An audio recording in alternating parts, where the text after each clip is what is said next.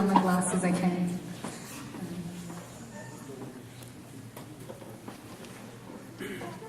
Welcome everyone. I'd like to begin with greetings of peace and blessings from my tradition. Assalamu alaikum.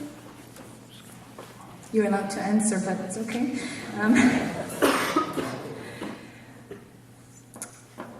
At the anniversary of 9/11, Harper told CBC that Islamicism poses the most pressing threat to Canada's security, and that the country's intelligence service is mostly preoccupied with Islamic extremism. Of course, later Harper's spokesman later clarified to CBC News that the Prime Minister was referencing Islamic terrorism. The Islamists in his remarks are those. Nevertheless, he comes out having coined a new term, Islamicism, for all of us. Today's event is titled Reflections on Islamophobia in North America, and is hosted as part of McMaster University's Peace Week, so by Peace Society, and of course co-sponsored and hosted by Cordoba House. We will speak of both groups later, but in light of the title of today's topic, Harper's comments are especially pressing and important to us all. Perhaps that's why the topic was molded the way it is. Or maybe Dr. Hilal can tell us why.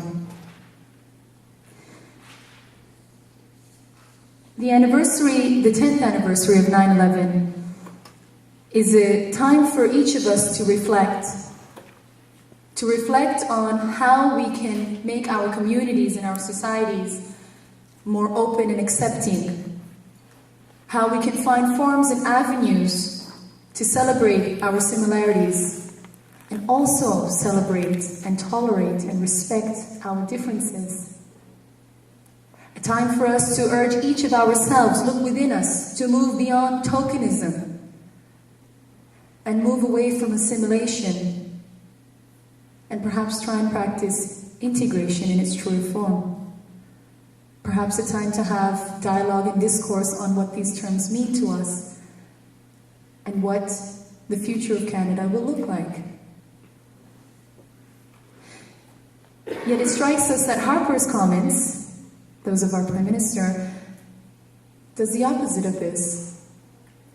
Harper's comments further demonizes and divides us than bringing us together. We can take the effect of something that is so large, both at an international, global, and national level, and even try and study its effects on our own society or our own community here at home, be that the McMaster community or even making that a larger circle, the Hamilton community. The Hamilton community was struck after the incidents of 9/11, and many groups, not just Muslim groups, but many religious groups suffered quite a bit, and ethnicity suffered quite a bit, to say the least, after these events. We remember the incidents at the Hindu Samaj. We remember how groups came together and realized that we can no longer go about living our lives saying so long as we make a decent income, our children are going to school, that we can keep to ourselves and practice our faith at home, stay within our own groups. We realize that cannot work anymore. We realize we need to come together. We realize dialogue and discourse are necessary, not just important. We are a community. We realize never again in the name of national security will we allow our government, our institutions to take away the very rights that we fought for, that the generations before us fought for.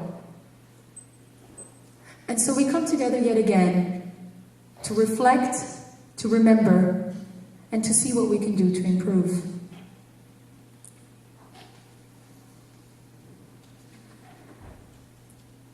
So, before I get into the groups, this event was, as I said, part of McMaster University, McMaster Centers for Peace Study and Cordoba Dialogues event, and it usually would have taken place at McMaster University. Due to room booking issues, and I assure you only due to room booking issues, this event has taken place here at West Hill High School, and we are honored to be here. Interestingly enough, relating back to Harper, I was speaking to someone. I don't have his permission to quote this comment that he told me, so I'm going to say I was speaking with someone who told me that when Prime Minister Harper had visited McMaster University, he uttered a comment to this individual who told me and said that he leaned in after he was done his talk and said, "You know, I don't usually come talking at universities. They are very dangerous places." I thought that was very interesting. And isn't that the right way it should be, though? Universities should be physically safe places. That much we should be guaranteed.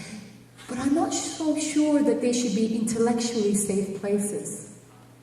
Dialogue and discourse belong at the academic level, if not further in our society at large. And it's very important that we understand that. And so though I maintain we should have a physically safe atmosphere, I don't want to be misquoted, I think it's very rightfully said that academically speaking or intellectually speaking, it shouldn't be a safe place. It should be a place where we come and challenge each other's views and learn from that. Having said that, I'd like to introduce the first group that is part of hosting today's events. And for that purpose, I'd like to call upon Shamila Zaman, the house manager of Cordoba House, to come introduce Cordoba House and Cordoba Dialogues to us. So if you could help me in welcoming Shamila Zaman, please.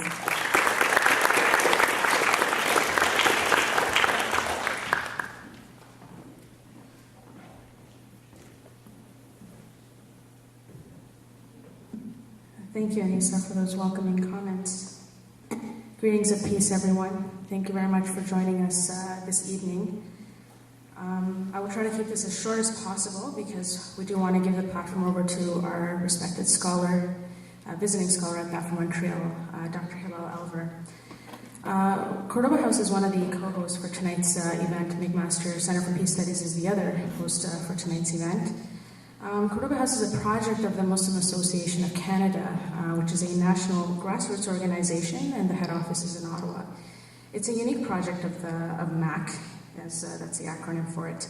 We are an institution that helps to bridge the gap between Islam and the West. Most often, this dialogue about Muslims in the West tends to be spearheaded by the wrong people, and it is our hope here at Cordoba House to balance these viewpoints and explore questions about the role of Muslims in Canadian society specifically.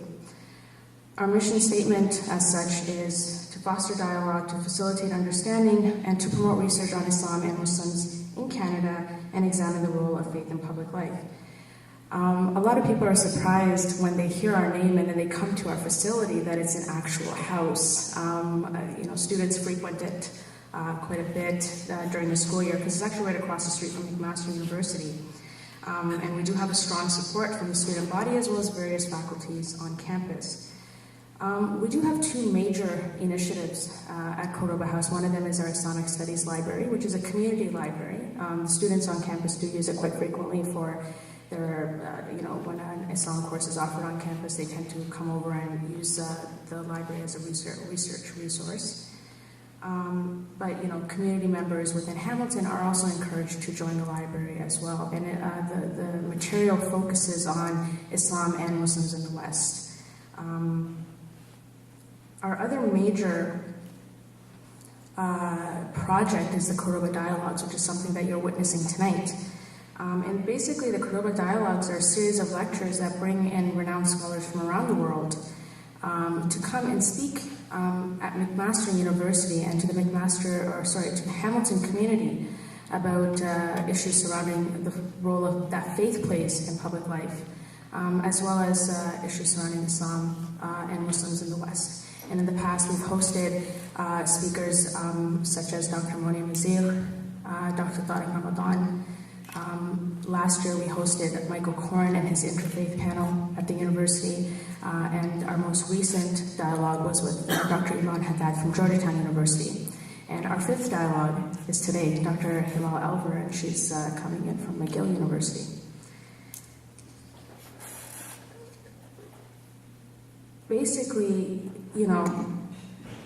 our initiatives are not always limited to just the ones that I just mentioned. These are our main initiatives, of course, but we do have a number of other activities that occur at Cordoba House. Most recently, we actually did an art competition on peace and interfaith and coexistence, and we actually had a wonderful turnout for it.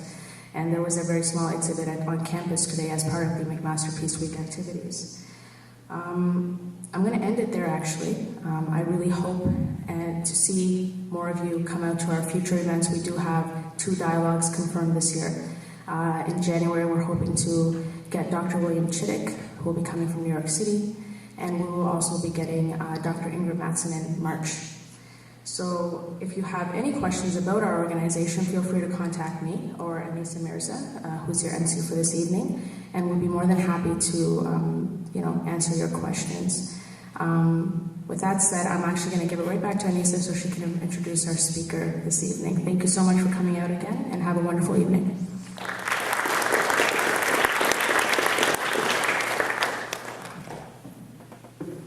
Thank you, Shamila. So as Shamila said, I have the privilege of introducing our speaker this evening. I did mention that tonight's event is hosted by 2 groups. Shamila represented Cordoba House. Of course, we also know that tonight's lecture is hosted by Peace Studies Society at McMaster University.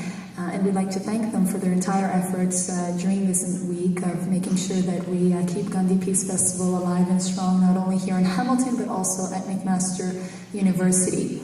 I know that Dr. Nibaldo is going to be introducing a bit more and speaking of the Peace Studies Society further during he smirks at me like, no, Anissa, everybody knows this, but perhaps he will. I think it's very important. It was interesting, I don't want to delay, but someone said to me today as I was standing there in the Student Center atrium and we had a drumming circle, and someone said, they looked at the board and said, what is this for? And I said, this is part of Peace Studies, Peace Society at McMaster, and this other groups are hosting and doing things in honor of Gandhi Peace Festival. And he said, Peace Studies? We have a Peace Studies, faculty here at McMaster University?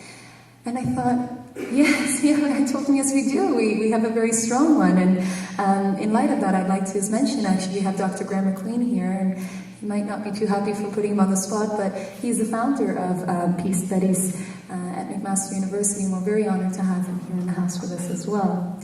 Having said that, I'd like to move on to introducing our speaker of the night.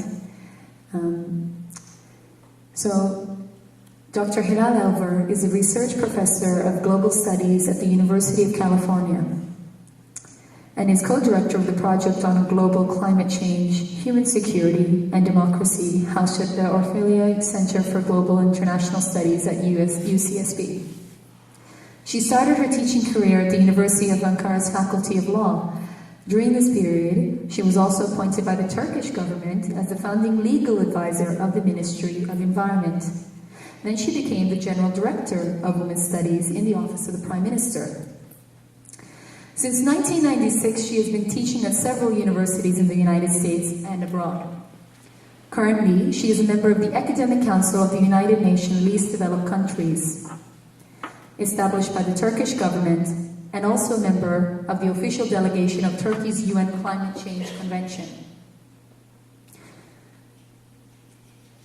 Dr. Hilal's bio is very intensive, and as I said to her over dinner, it's important for us to recognize that we like to obviously have the bio of the speaker, but we also like to have something special to us in Hamilton, so we feel that we know the speaker a bit better than what's on her website. So I encourage each of you to go on the McGill University website and really read her intensive bio, because she's done a lot more than what I've listed here. But I'd like to mention in particular that her most recent book, titled The Headscarf Controversy, Secularism and Freedom of Religion, will be published in 2012 by the Oxford University Press. And so she teaches comparative law, international human rights and environmental law. When we had the opportunity to meet Dr. Elver today over dinner, and it was a real honor and privilege to be able to be in her company and that of her husband, Richard Falk, Dr. Richard Falk. I was just telling Dr. McQueen on the way here that he asked me, well, aren't they lovely people? I said, they really are. They truly are. It's strange for some of us to be able to meet academics who, speak to people of the small city, Hamilton, and care to know of us, know of our community, how we're doing, what's happening here, and take genuine interest in what we have to say. Such a simple person. There was no fussiness that I felt when I was speaking with her. And I didn't feel that there was, even being in the company of someone as clearly accomplished and established as herself, I felt that we were able to have a real conversation, and that for me is unique. So I'd like to, without further ado, ask you all to help me in welcoming Dr. Hilal Elver to the stage.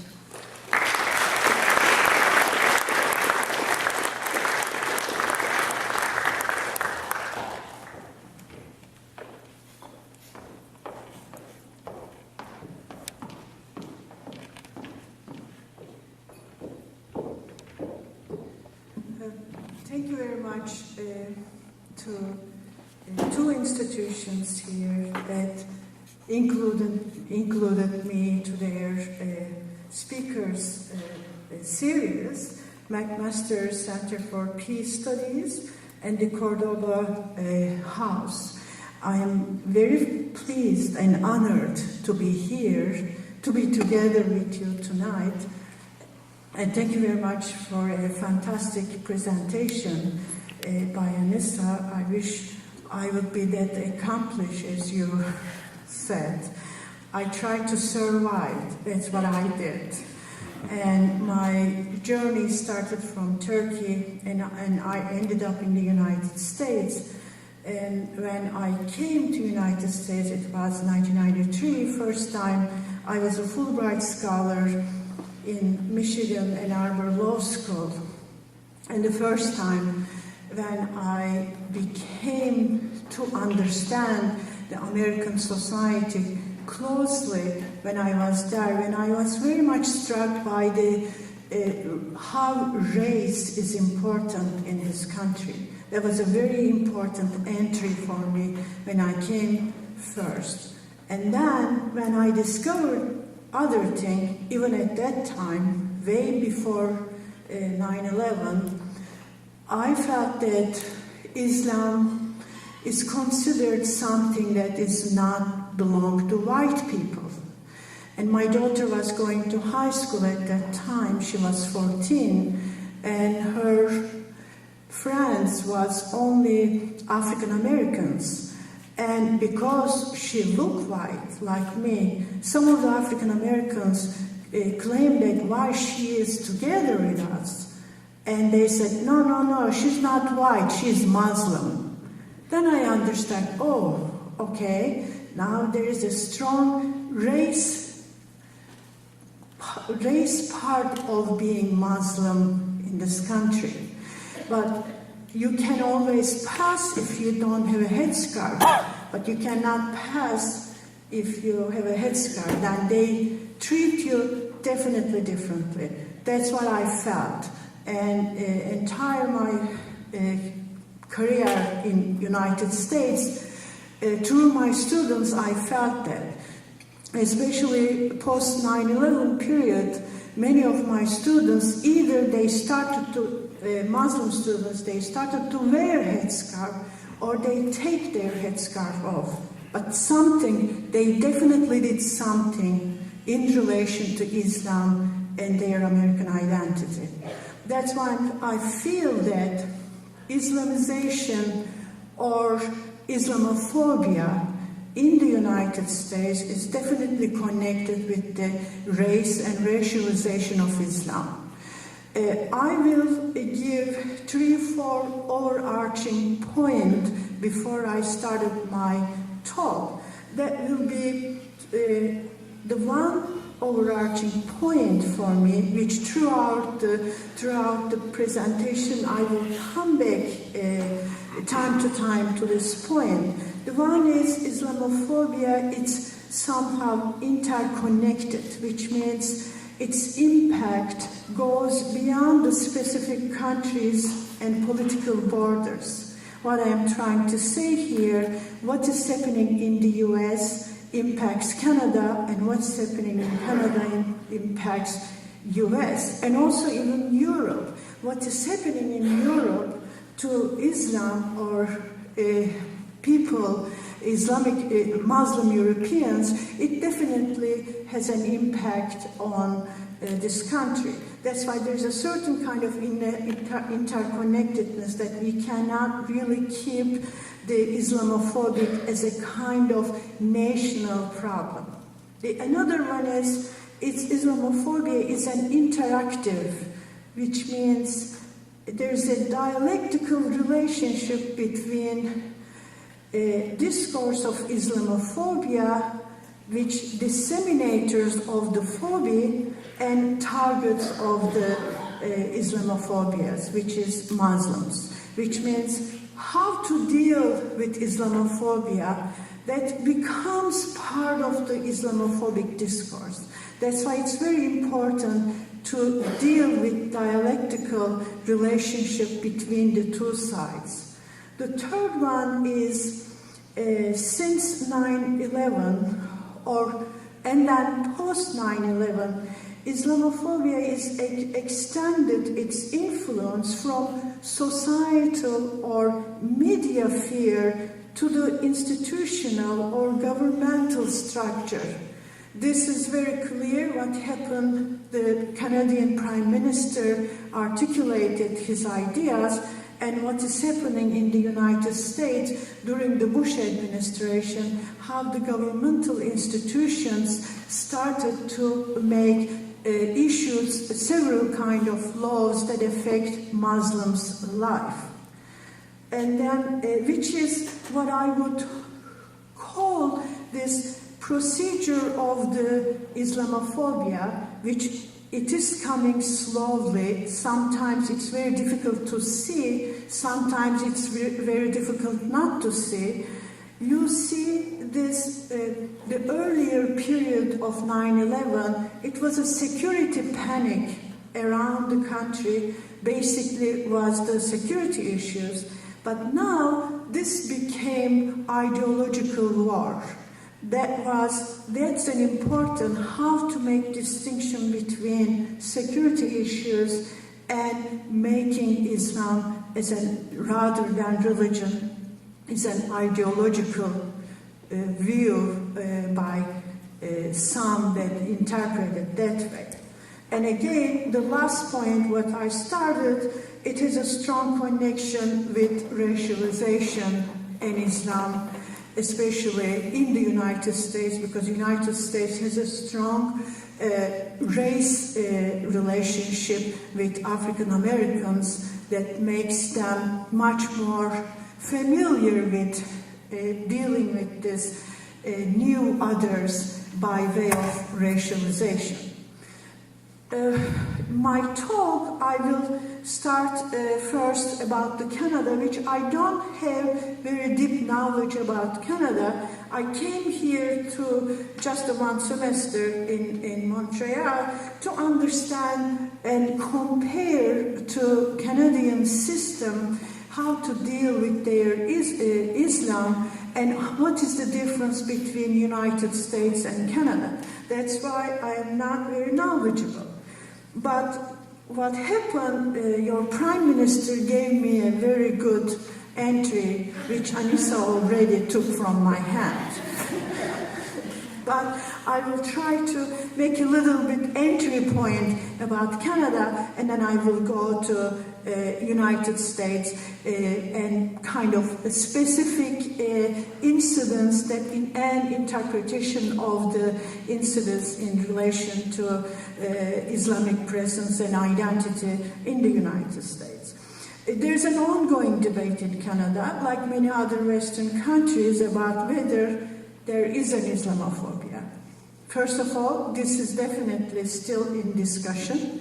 Many of the Westerners, they don't accept that there is an existing Islamophobia, and this means basically what Muslims are trying to push this idea to get certain kind of mercy. That's the view of some group.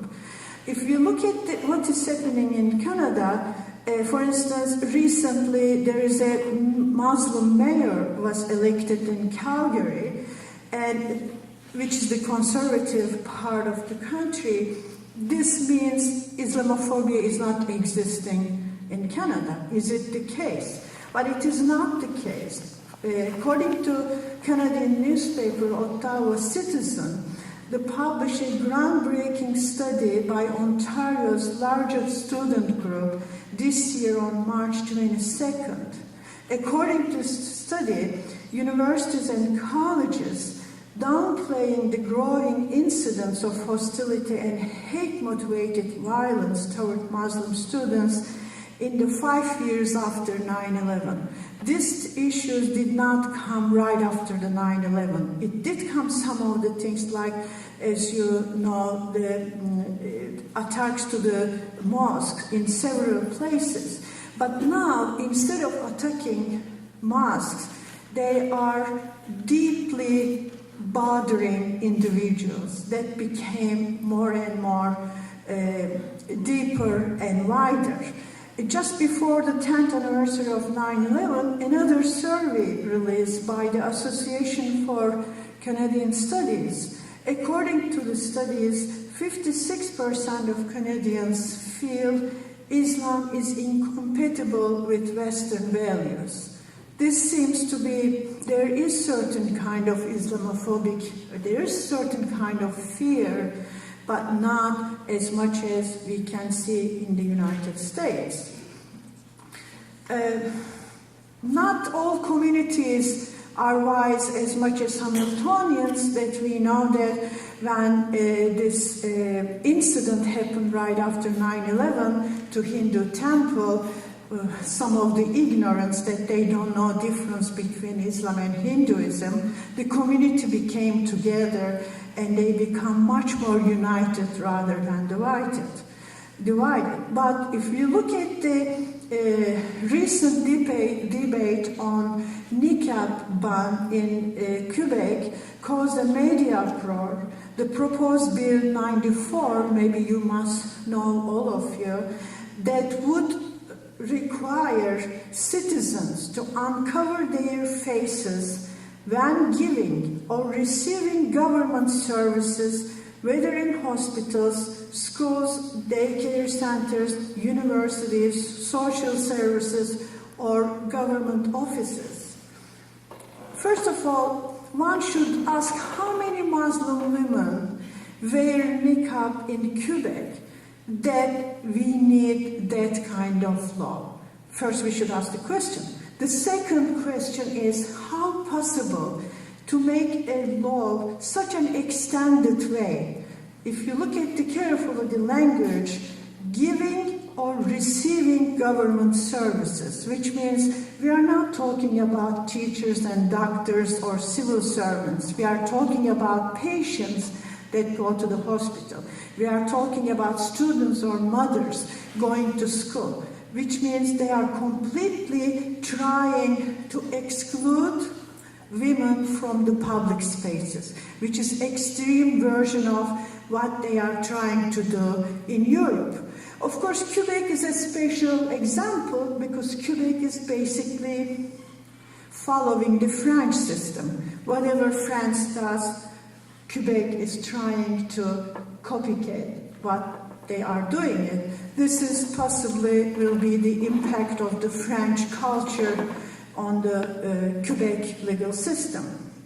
There is a great deal of racism and religious discrimination, especially against Muslim women, because the women wearing the hijab are subject to the different types of humiliation and are accused of being ignorant, dominated by their male relatives, or simply prisoner of their veil. which means this is going beyond the Islam, beyond their belief. It is direct attack to their identity and their existence. There are many incidents in schools take place inside classroom or teachers, and these are the direct negative criticism of Islam and Muslims. And another example, the Toronto District School Board is still locked in a nasty battle over the right of Muslims to pray in public school or not. These issues, you know more than I know very well what's going on. As you know, Canada is a diverse population that includes people from across the world. They're proud of their multiculturalism. Its citizens are no more than 31 million. We are talking about 800,000 of them are Muslims from a variety of ethnic background. The Canada still welcomes immigrants, an ethos that stems from the country's constitution and has become a solid tradition in Canadian life. The case of Maher Arar became an international incident. A Canadian citizen of Syrian origin is the best example to illustrate this Canadian approach. Arar was detained by the U.S. immigration authorities based on wrong information provided by the Royal Canadian Police. Despite carrying a Canadian passport, he was forcibly sent to Syria, where he was imprisoned for a year and tortured until his release on October 5, 2003. Canadian Prime Minister Harper apologized to Arar and his family for the erroneous detention. The government even compensated him with $8.9 million. I'm not sure he got this money yet, or it's just information that I received from the internet. I'm not sure whether or not true. But the same Prime Minister, as we talked before, on September came to the TV in CBS program, and he talked about the Islamicism. We were talking about in dinner, is there a such English word about the Islamicism?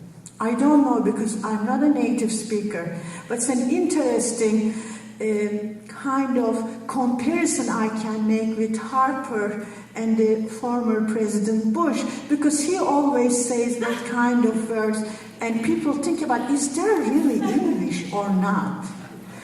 Recently, they have a joke. There's a joke in the United States. Canada is the only country still run by George W. Bush. They always say that. That's why there is a very strong connection between your Prime Minister and the former President of the U.S.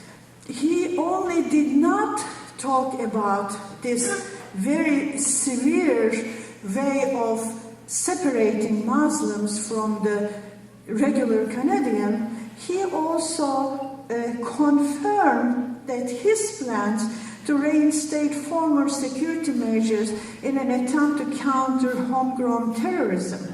The first measure was preventive arrest, would grant police the right to arrest and detain suspects for 3 days without a warrant or charge.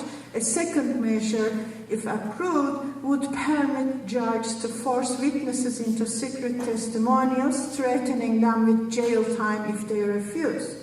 He says, we think these measures are necessary. They are going to be useful. They are not applied rarely, but there are times they are needed, he claimed. But according to human rights lawyers, the evidence does not show that it's a serious risk in Canada, and these measures that the government has used to fight terrorism in the last 10 years has never been used against any particular threat. Why he wants to bring again the same old law that they never been used it? This shows that Canada is under serious influence on the United States time to time, not always. If we look at in the past, following the footsteps of the United States, it was notorious for the unjust internment of Japanese civilians after the attack on Pearl Harbor during the Second World War.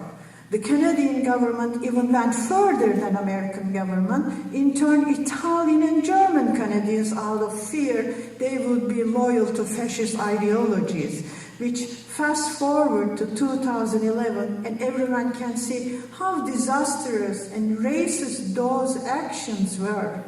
Could this history be repeated again? We don't know what will happen in the future. This will only show us if there is some new 9/11 or similar attack. That will be the way to understand how they can go far. Few months ago, when international news first broke about an explosion in Norway, the media's first reaction was to report it was a Muslim attack. For example, a British tabloid put this headline on the front page of their online edition: Al-Qaeda massacre Norway's 9/11. The New York Times reported on the tragedy by referencing an unknown terrorist group, Ansar al-Jihad al-Alami. They later revised the article. It turned out there was no group named like that. It was just before even 24 hours that they understood it was a Norwegian. Similar assumption happened in 1995 when Timothy McVeigh, white supremacist Nazi sympathizer, who detonated a truck bomb in government building in Oklahoma, killing 168, injuring over 800 innocent people. It was the day I was traveling with Turkish passport in the United States. They kept me a few hours at the airport to clear the security information before I take my flight to Europe. This was the first interaction that I came closer. Soon after Oklahoma bombing, the President Clinton issued a law that called the Effective Death Penalty and Anti-Terrorism Act of 1996. Surprisingly, the target of the law was primarily curtailing the right of immigrants and foreign terrorists, rather than homegrown citizens. Even more surprisingly, the Libertarian Party was against the law because they said the freedoms recognized under the Bill of Rights are our strongest bulwark against terrorism. Security measures that infringe on those freedoms will inevitably lead to abuse, ultimately making us less secure in our lives and property. Can the Libertarian Party, which is the right-wing party, be more progressive than the Democratic Party in the United States? Who knows that this happened? Let us turn to the United States right now, what is happening there more closely. In contrast to general opinion that Islamophobia is entirely new, it's important to realize that discrimination against Muslims has a long history and that it has had a different cultural and political development in the United States as compared to Europe and other places. Starting in the early 20th century, United States received immigrants from, at that time, Ottoman lands in the Eastern Mediterranean and the wider region of the list. We learn from court records that these Ottomans did not receive the kind of warm welcome compared to the experience of European immigrants. This seems to reflect the greater ethnic and religious affinities of Europeans with the United States, whose dominantly identity has long been based on being a white Anglo-Saxon Protestant country. Middle Easterns and Muslims were not the only targeted identity at that time. African Americans long suffered from acute racial discrimination, while Catholics and Jews were on the receiving of religious discrimination and were never considered as belonging to the preferred category of new citizens of America. Over the years, as those groups received improved treatment, Muslims encountered even stiffer rejections due to American foreign policy in the Middle East, especially in response to the Israel-Palestine conflict and Islamic revolution in Iran. Starting from the 1980s and more so 1990s, Parallel to emerging political Islam in global level, Muslims in the West became the subjects of discrimination and felt uncomfortable because of growing anti-Muslim and anti-Arab propaganda, carefully designed by right-wing religious groups and the powerful pro-Israeli lobby. Since 9/11/2001, the world has changed and its impact has been felt in a larger geography. Innocent people who happened to be living in Afghanistan and Iraq were the first victims of the military response of the US. Then under the radar screen, many other countries from Pakistan to Philippines to Somalia are still experiencing daily attacks in the guise of law enforcement operations that are part of global effort to eliminate global jihadist network of Al-Qaeda. The good news is, according to recent CIA report, that this terrorist network is on the verge of collapse, especially in the aftermath of Osama bin Laden's execution in Pakistan. Yet Muslims who live in the US and Europe and the West are having greater difficulties than even before in their everyday lives. Immediately after 9/11, Muslims, as we know, were subjected to strict security measures, what I call security panic. What took place was a massive display of racial profiling being practiced by law enforcement officials. Immigration law was used against Muslims, and Congress enacted a comprehensive new law known as the Patriot Act, which provided the government with a wide range of tools to interfere with the private lives of citizens and to encroach upon their privacy.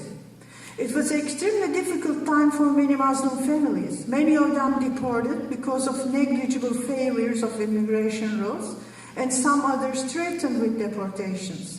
Muslim men were required to register, they were subject to restriction on their international travel, Islamic charity organizations were investigated and some were dismantled, and along with all American citizens, the civil rights of Muslims were restricted. Some of these measures were soon abandoned as they proved to be ineffective. Islamophobic reactions were sporadic and not taken too seriously at first. Former President George W. Bush, a devout Christian, was able to deliver the message to the world that Islam as a religion is not the target. He also visited a mosque, a symbolic gesture that encouraged the public to adopt a more positive view of Islam. American Muslim civic organizations and many civil liberty NGOs did their best to take action against in reaction to hate crimes and many discriminatory incidents occurring in the workplace, airports, and schools. Days go by, 10 years after 9/11. Negative sentiments about Islam, instead of fading away, Islamophobia transformed itself from fear of Muslim extremists to hatred of Islam as a religion, and by extension to the everyday life of Muslims. According to a recent survey conducted just before 9/11 anniversary, nearly half of Americans held unfavorable attitudes toward Islam, compared with 20% in January 2002. Tolerance toward a non-Christian religion was replaced by harsh criticism of Islamic practices such as wearing headscarf, building mosques, and the alleged creeping jurisdiction of Sharia law's penetration of the United States. Islamic mistreatment of women has been used as the wedge issue on which to insult Islam, even in the absence of any real familiarity with its belief and practices. Recently, several surveys were published by respectable institutions such as Pew Global Attitudes Center and the Center of American Progress, as well as printed media, Time Magazine, Washington Post. These various assessments agree on the central observation that more than half of Americans believe that violent extremists are nurtured by Islam more than by any other religion. This is a rather startling conclusion, considering that the great majority of American public knows hardly anything about Islam, and most do not know a single Muslim person. Nevertheless, they do not want Muslims to be their neighbors or have mosques in their neighborhoods. What about the presidential election of Obama? The 2008 presidential election for many was a turning point in American history in relation to race. For some, it was more an issue of a question mark what would bring Obama's victory to American society and current and future state of race relation and racism. President Obama's Muslim father, his Muslim middle name Hussein, and his elementary school education in Indonesia complicated the discussion further how Americans will understand, interpret, and situate this very new development of the American presidential position. During the election campaign, he carefully distanced himself from American Muslims and constantly assured that he is devout Christian. Once in Chicago, after a town hall meeting, he was posing with his constituency. His aides carefully cleared him from Muslim women who wear headscarf to avoid any negative impact on election. The campaign organizers know that such kind of association with Islam would have negatively affected his potential chance to be elected as a president. Yet, thanks to some reactionary media, as of August 2010, 24% of Americans still mistakenly believe that the president is Muslim. The United States, one of the most religious yet secular societies in a developed world, president's religious devotion is always part of the spectacle. President Obama was not immune from it. Moreover, he had to convince American people constantly that he was not Muslim, but he was a devout Christian throughout his life. Before the Obama's election in 2007, the first Muslim ever elected to serve in Congress, Kate Ellison from Minnesota, has created a nationwide media firestorm because he asked to take his oath of congressional office with the Quran, not Christian Bible. It was considered by pundits as an un-American act. Despite that, he had been born and raised in the United States with an ancestry that could be traced back to 1742. Considering the importance of the Middle East region in American foreign policy, President Obama's third overseas visit after his election was to the Middle East. Obama's famous Cairo speech sent an important message to the Muslim world. His motive was to correct the negative sentiments that had formed throughout the Muslim world against U.S. policies during the presidency of George W. Bush, which had led to U.S. engagement in 2 wars in the Muslim world. His message, directed to Europe and the West, pledged tolerance on issue of anti-Islam sentiment, specifically focusing on European preoccupation about headscarf use of Muslim women.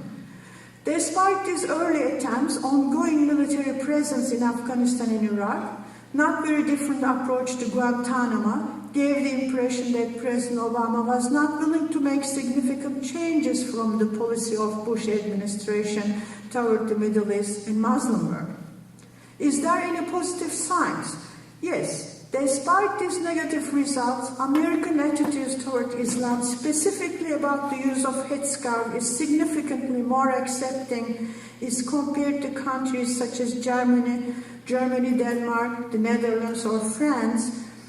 But I'm talking about the legal system, where there is strong support for a headscarf ban by the public, and several laws have been enacted restricting the wearing of the headscarf and veil.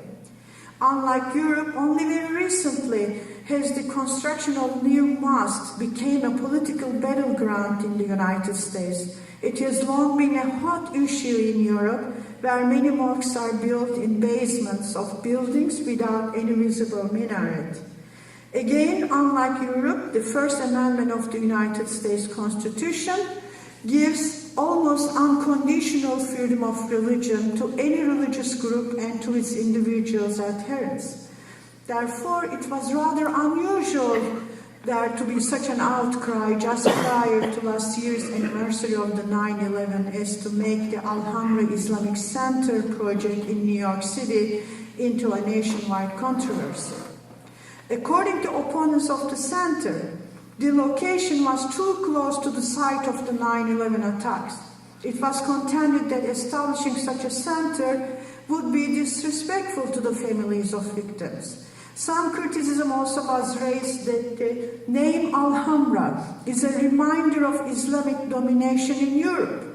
In response, the backers of the project changed its name to the generic Park 51. Yet the controversy did not end at this point. There had actually earlier been a mosque in the same neighborhood, and besides, this project sought to establish an Islamic center and not a mosque. There are many religious centers in the United States protected by the Constitution, and this visible expression of religious diversity and tolerance, one of the notable achievements of American liberalism. Conservative political figures such as Sarah Palin, the 2008 Republican vice presidential nominee, urged peace-seeking Muslims to reject the center, branding it an unnecessary provocation. A Republican political action committee produced a television commercials assailing the proposal. Former House Speaker Newt Gingrich decried in its speech. The United States as the most powerful and hegemonic state in history. Its policy toward Islamic world carries a global influence. Therefore, responsibility to restrain such sentiments is extremely important.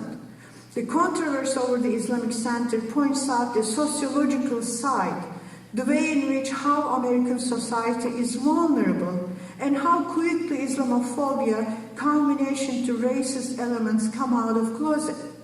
One of the demonstrators against the Cordoba project carried a sign that said, "Everything we ever need to know about Islam, we learned on 9/11/2001.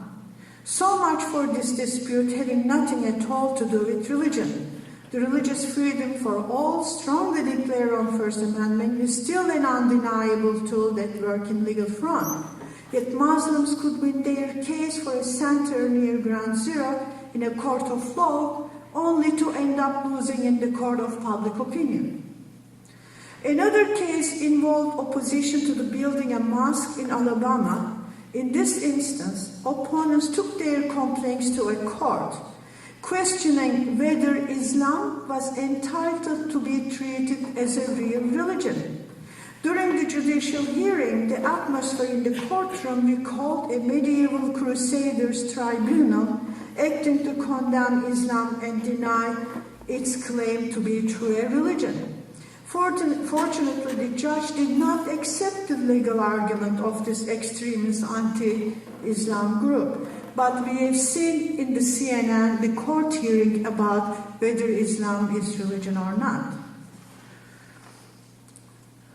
Politicians are very skillful to use fear of Islam as a political tool.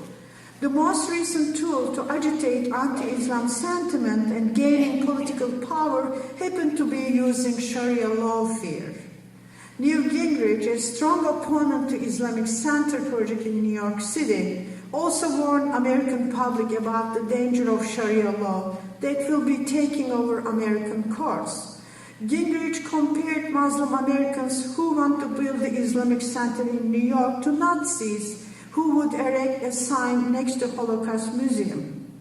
Gingrich has also received a standing ovation earlier this year at the Values Water Summit when he called for a federal law that says Sharia law cannot be recognized by any court in the United States.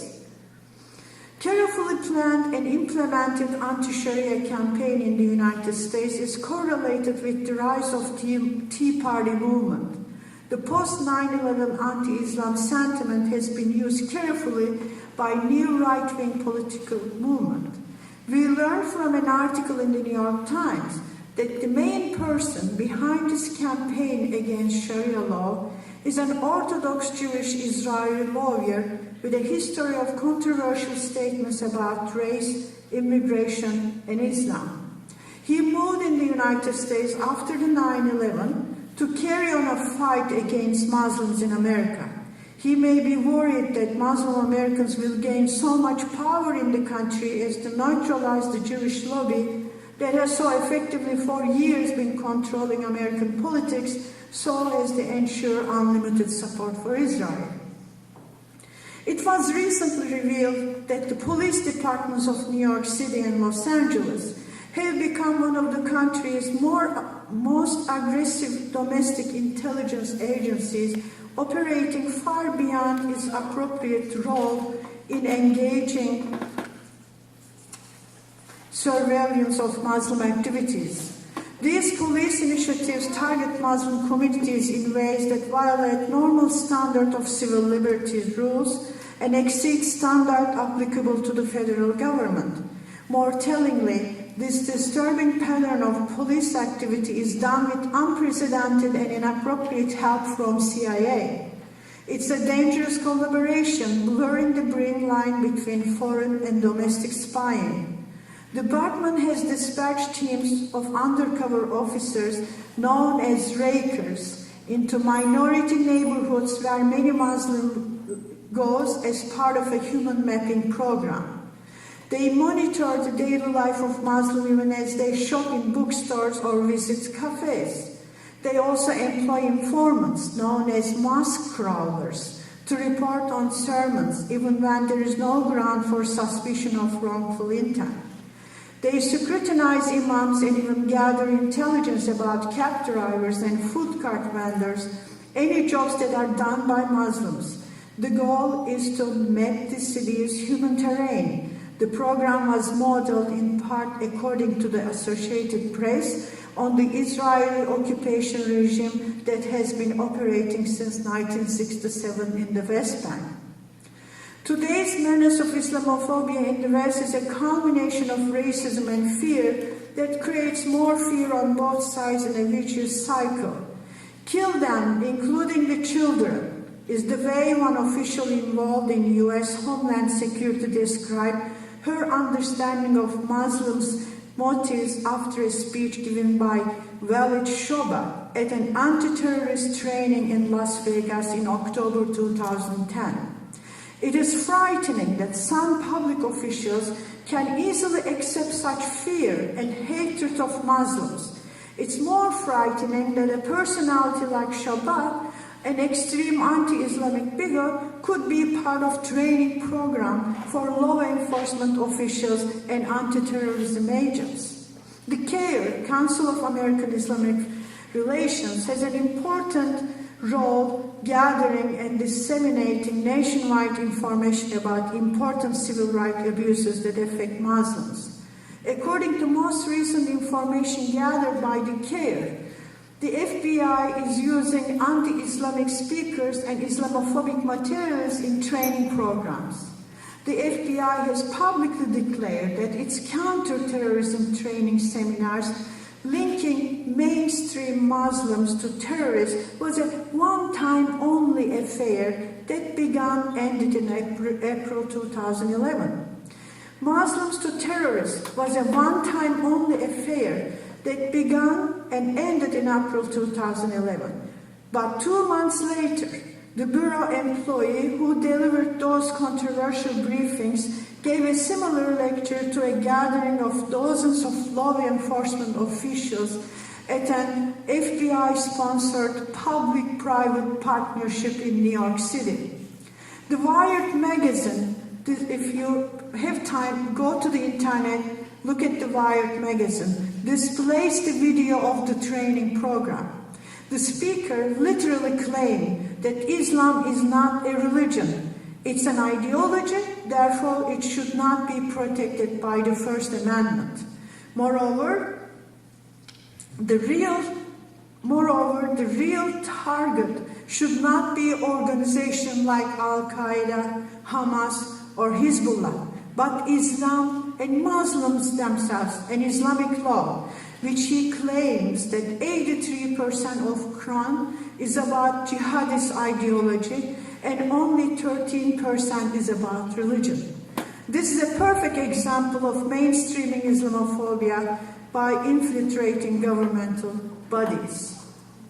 A month ago, when we read the 1,500-page manifesto of Anders Breivik, the Norwegian extreme right-wing terrorist who killed 76 innocent young people, we discovered that anti-Muslim campaigners have an intercontinental network. Anti-Islam websites should not be regarded as part of the domain of acceptable criticism that enjoys protection as freedom of speech. Hate speech of this character has a major consequences that can lead innocent people to lose their lives or otherwise suffer anywhere in the world. Freedom of speech is more restricted by law in Europe.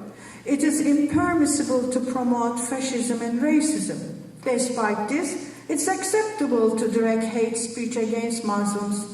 Norwegians now are debating what should become the acceptable limits on the internet for such a hateful commentary.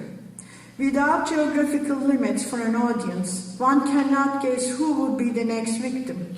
On the last anniversary of 9/11, a religious pastor, Terry Jones, a minor church in a small town in Florida, organized a Quran burning day as a memorial for the victims of the attack. He became an instant celebrity. The White House became nervous that the impact of such an action could have lethal consequences for American soldiers serving in Iraq and Afghanistan. The government pleaded with him to stop, but he was not persuaded.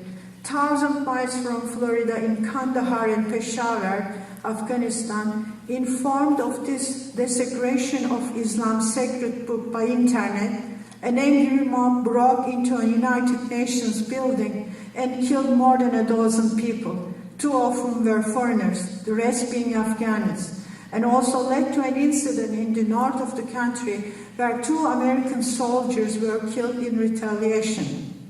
So let's hope that these merchants of fear and hatred are stopped and marginalized while there is a time, that is, before further violent hate crimes occur. We live in a digital universe where we cannot pretend to know who and where the next heinous crime will occur and who will be the perpetrator or the innocent victim. It is vitally important to speak up against hatred and injustices, especially vital if we do not belong to one of the minorities faced with immediate danger. I will finish my talk with the quotation by German pastor Martin Niemöller's famous statement against Nazi atrocities during World War II and passivity of the German people to it. It's still illuminating and it's very much fit to ours today. Possibly you must know because it's very famous. First they come for the communists. I did not speak out because I was not a communist. Then they come for the trade unionists, and I did not speak out because I wasn't a trade unionist. Then they came for the Jews, and I did not speak out because I was not a Jew. Then they came for me, and there was no one left to speak out for me. Thank you very much.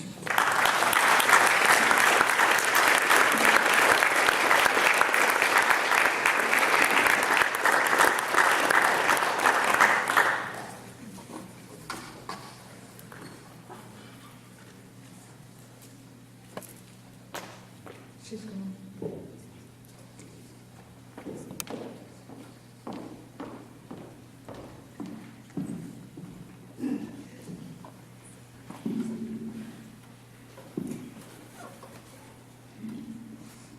Thank you so much, Dr. Hilal, for such an amazing lecture.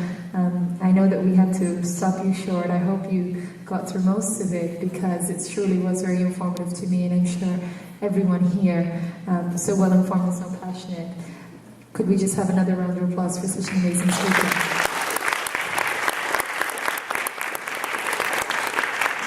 Before we open the floor to Q&A, and before I invite our moderator, I'd just like to say I was just counting the numbers and we hit around 90 people tonight. So that's great. Congratulations to each and every one of you who made an effort to come out and make this event a success, despite the fact that the location was a bit further away, wasn't on campus. So thank you everyone for making this event a success. And with that, I'd like to invite our moderator for the night, Dr. Gallegos, who's going to come up and take our questions. And perhaps thank Dr. Hilal Elver formally for her speech tonight.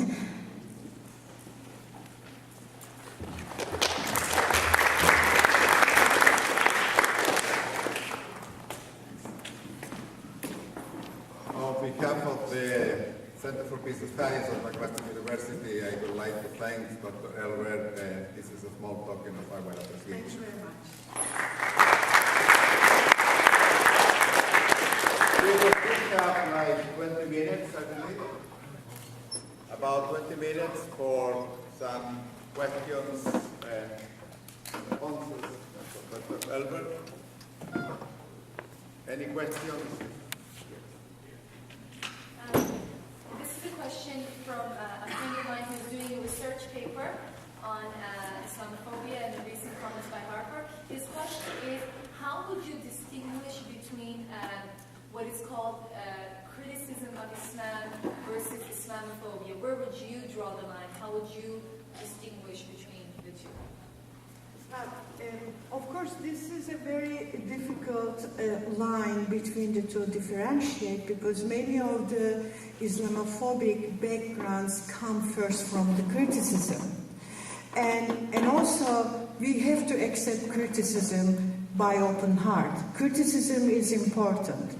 Dialect and the conversation is the most important to develop our culture. And culture and religion is also changing. And the modernity also impact Islam like any other religions. That's why we cannot really completely close this criticism of the old understanding or misunderstanding. But what I draw the line between criticism and Islamophobia, if they don't make any argument, but they put Islam is not a religion, it's an ideology, this is not a criticism. Or you cannot say Muslims are dangerous. I mean, any kind of categorization that we lump together everyone, this will be the very, very much sign of the Islamophobia. And because this makes the connection with the fear and Islamic extremism, then mainstream public would be very much vulnerable to misunderstand. That's why the generalization is very dangerous. They have to have a specific issue that would be an important, that open the discussion. It's not a dismissing. Dismissal is the Islamophobia. Yes, please. Yeah. Loud, clear. Could you comment on the, from your experience, the Wahhabi and Salafist movements within Islam? Would you look at these as something serious, or are these more just radical elements to be ignored? What would your opinion of these movements be? Well, simply, Wahhabis and the Salafis movement, only I know they are extremist Islam, that they follow the fundamentalist way of Islamic principles without taking any consideration of the modernity and the differences. But I don't know more details because my education did not give me this, or I never read very carefully the difference between the Salafis and what was the Salafis and Wahhabis. It's completely out of my knowledge. Yes. Hi, thank you, Dr. Elver, for your speech with us today in Hamilton. I sort of have a more personal question. Well, sort of a short thing. How would you, what would you suggest for both Muslims and non-Muslims ways of addressing this issue head on? As a Muslim growing up both in Canada and actually in Hamilton, I feel like I have exhausted almost every option for myself, intellectually, Islamically, media-wise. We've really gone above and beyond. I mean, from groups around PJ on campus to others, who have tried to address this issue with this rising, feel of being threatened, really. So how do we, as Muslims and as non-Muslims, combat this issue of, in my opinion, racism? Well, of course, it's a very important question. That is the way how to act against these Islamophobic sentiments. According to CAIR, because they have a new report on Islamophobia, and there are some recommendations came up. According to recommendations of the CAIR, this is the American Organization of Muslims, what they want, the Muslims should constantly be in a dialogue with non-Muslims. The dialogues and making meetings and conversations and friendships, trying to open up what this religion is about and what their faith is about and what is about Islam. Because there's many problems comes from ignorance. We Americans or we Westerners don't know much about Islam, and they don't know why Muslim practices differently than the other religions. And if you look at carefully, many of the religions are, I'm sure you know very well, many of the religions have a similar principles in kind of foundation of the spirituality. That is the way to explain to them. But of course, it's a very difficult thing. It's like a wall. They don't want to listen to you because they have already some kind of stereotypes in their mind. But the day how you live, it will be the example rather than talking maybe. That's another way. How Muslims will act. That is the most important thing to make this issue that we are not different than you. Or our religion, our belief is not really different than your religion. That's the only way. You keep talking and you keep walking. That's the only way. Any other questions? Comments? Some people believe that after the fall of communism in USSR and its satellites, that the American sort of hegemony needed a new target or a new victim, and this is how they have kind of focused on Islam. Do you agree with that statement?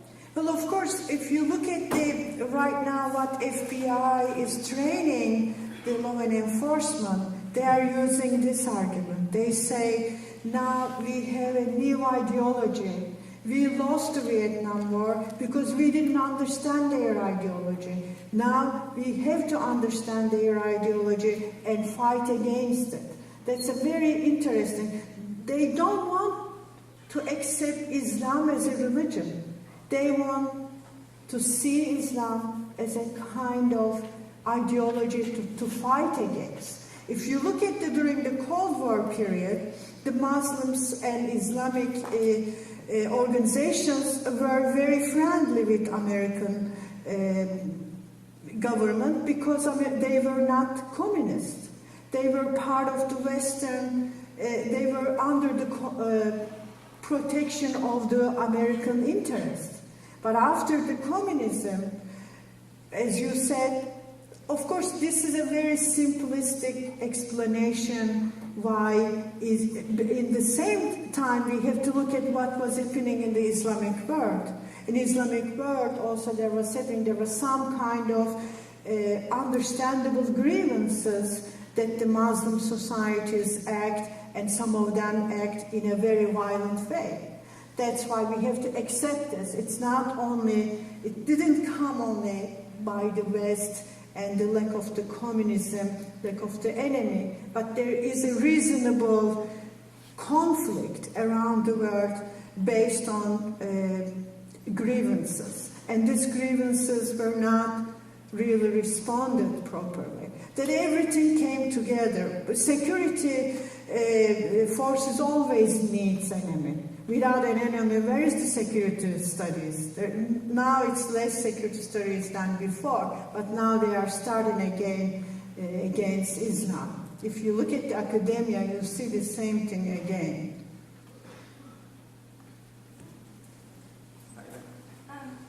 You spoke about both societal pressures and institutional practices that attempt to exclude Muslim women from public spaces.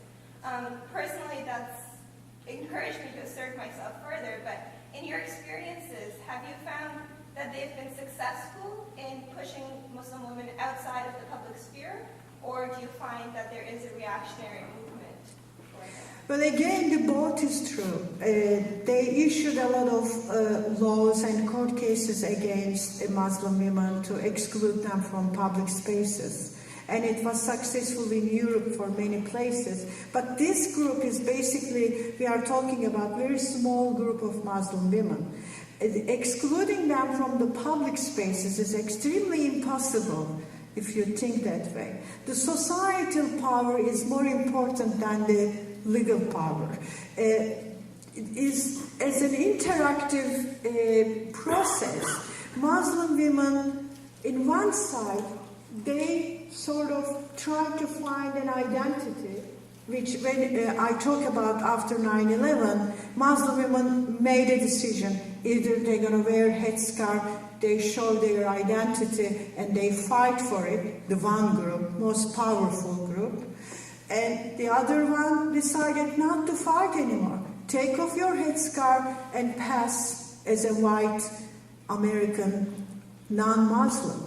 This depends on completely personal decision, but definitely there's a strong sentiment and very important invisible power over women, which men don't really feel this, because you don't understand when you see a man walking on the street, whether or not he's Muslim. Yeah, there are some kind of little signs, but not as much as headscarf or veil or hijab that shows your identity clearly. That's why the gender perspective of this Islamophobia, I think it's extremely serious and damaging, because when you really exclude from women from the public, then you trap yourself, because according to Western idea, the Muslim women are under the control of their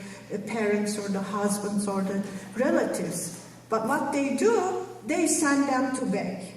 I mean, this is absolutely nonsense kind of legal arrangement. Then you think they really want to protect Muslim women. They really care about women. They really care about the Muslim women will be under control of their male relatives, or they don't want to see them. Which one?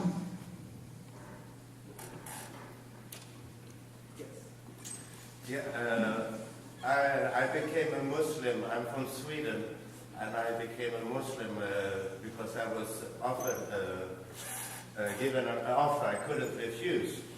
I fell in love with an Iranian woman, and you had to be a Muslim to marry her. And I didn't give much thought about it, but I decided to look into my new religion, to start to read the Quran and compare it to the Tanakh and the New Testament and the Quran. And I mean, it's basically the same God. It's the same religion. The Christians are second-generation Jews and the Muslims are third-generation Jews. And maybe the closeness makes it like siblings or two villages next to each other, makes this difference, this animosity even worse. But I mean, if you look at the Old Testament God, there's a lot of blood and hatred in the Old Testament. The New Testament is a little bit better, but the Quran is even better. There's less talk about violence there. But I also start to realize that a bad reputation doesn't come out of nowhere. So, I mean, this Islamophobia, I must say that identifying myself as a Muslim, I must say that some of my brothers and sisters are not behaving that well. So they get a lot of bad reputation. So, I mean, it's not all Islamophobia from the Western side. There is a lot of bad behavior, even if it's maybe just 5% of all Muslims that are fanatic and would, do it. There must be something in the Islamic community to say that, it's not only a public relation, but we have to talk to our own brothers and sisters. Why have they chosen this way with violence when the other religions have dropped it?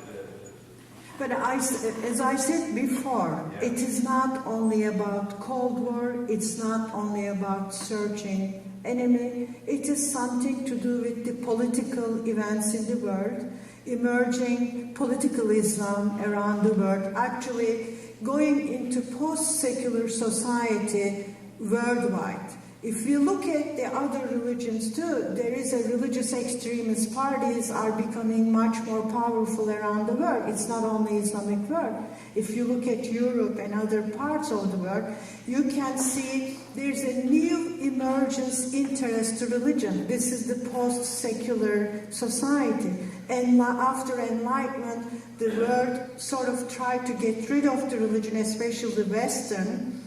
But then it came back again. The same thing for Islam. It came back again in a strong way. And the way in which we hear from Islamic group only using force, which is extremist Islams, the jihadist Islams, became the news of the world because the sound bite. It's important for the media to show the bad things more strongly than others. There are other religions, like Christian extremism.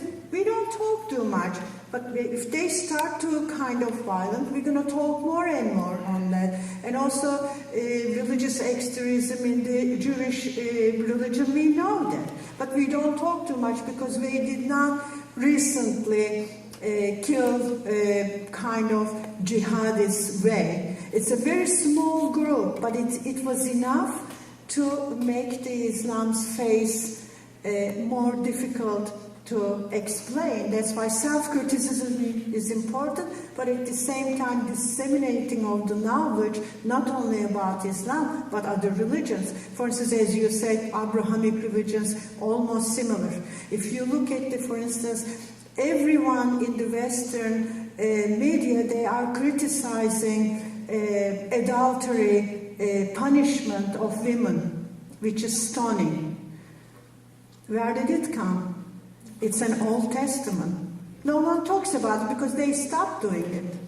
But some countries in the world, even the few incidents we see, Islam is a new religion. There's a 7th century between Christianity and Islam. It takes time to going to reformist movement.